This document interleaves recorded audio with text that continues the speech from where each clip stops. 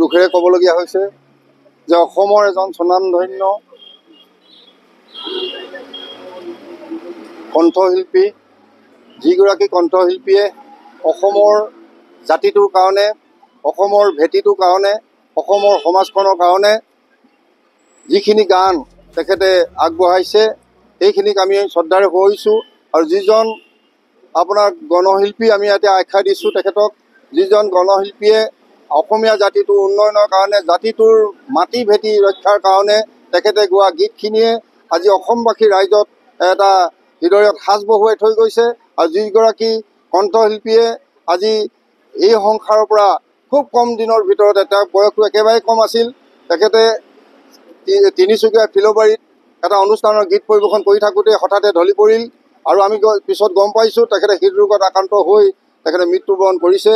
গতিকে আমি এটা মৰ্মান্তিক খবৰ আমি যোৱাকালিয়ে পালোঁ আৰু আমি তেতিয়া এটা সিদ্ধান্ত কৰিছিলোঁ যে যিগৰাকী গণশিল্পীয়ে, যিগৰাকী দেশৰ জাতি মাটি ভেটি গান গোৱা শিল্পীগৰাকীক আমি শ্ৰদ্ধাৰে অহাকালিলৈ অৰ্থাৎ আজি এই অনুষ্ঠানটিৰ জৰিয়তে আমি তেখেতক ভ্ৰমণ কৰিম বুলি এটা সিদ্ধান্ত লৈছিলোঁ। আৰু আজি আমি আমাৰ আহ্বান ক্ৰমে আমাৰ চিলাপথাৰ সকলো দল সংগঠনে একত্ৰিত হৈ এই স্বনামধন্য আমাৰ কম বয়সীয়া যিগৰাকীৰ পৰা আমি আৰু বহু পাবলগীয়া থাকিল। আপোনালোকে চাওক যে আমাৰ চিচিবঙাবাসী ৰাইজে 2টা দশকজোৰা আন্দোলনৰ ফলত আমি এটা সমষ্টি পাইছিলোঁ আৰু এই যি চিচিবঙা বিধানসভা সমষ্টি, এই সমষ্টিটো ৰাইজৰ যি সংগ্ৰাম আছিল, এই সংগ্ৰামখনত ৰাজীৱ শদিয়া ককাইদেউ আমাৰ সহযোদ্ধা আছিল।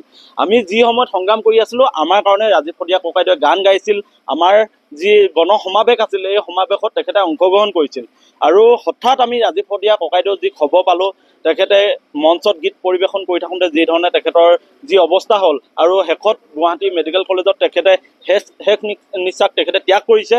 ইয়াৰ ফলত আমি আমাৰ কৃষক মুক্তি সংগ্ৰাম সমিতি, ছাত্ৰ মুক্তি সংগ্ৰাম সমিতিৰ পৰিয়ালটো অতিকৈ মৰ্মাহত হৈ পৰিছোঁ। কাৰণ আমাৰ লগত ৰাজীৱ শদিয়া ককাইদেউ বহুত গভীৰলৈ এটা সম্পৰ্ক আছিল, আমাৰ লগত তেখেতৰ বহু অন্তৰংগ মুহূৰ্ত আছে। গতিকে আমি কোনোদিন আমাৰ পৰিয়ালটোৱে আমি ৰাজীৱ শদিয়া ককাইদেউক আমি পাহৰিব নোৱাৰোঁ। আৰু আজি আমি চিচিবঙাৰ পৰা তেখেতক শেষ শ্ৰদ্ধাঞ্জলি আমি জ্ঞাপন কৰিছোঁ। লগতে আমি চৰকাৰক দাবী জনাইছোঁ যে যিহেতু তেখেতৰ এটি 7 বছৰীয়া শিশু এই আমাৰ সংসাৰত থাকি গৈছে, গতিকে আৰু ৰাজীৱ শদিয়া ককাইদেউ ইমানেই সংগ্ৰামী আছিল, তেখেতে জাতি মাটি ভেটি আৰু মানুহৰ বাবে গীত গাইছিল।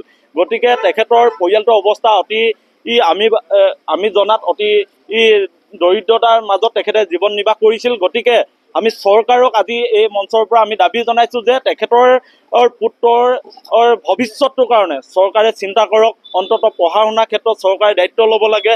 আৰু আমাৰ ছাত্ৰমুক্তি আৰু কৃষক মুক্তি সংগ্ৰামী পৰিয়ালে যি পাৰোঁ আমি ৰাজীৱ শদিয়া ককাইদেউ পৰিয়ালটোক সহায় কৰিবৰ কাৰণে আমি চেষ্টা কৰিম। ধন্যবাদ।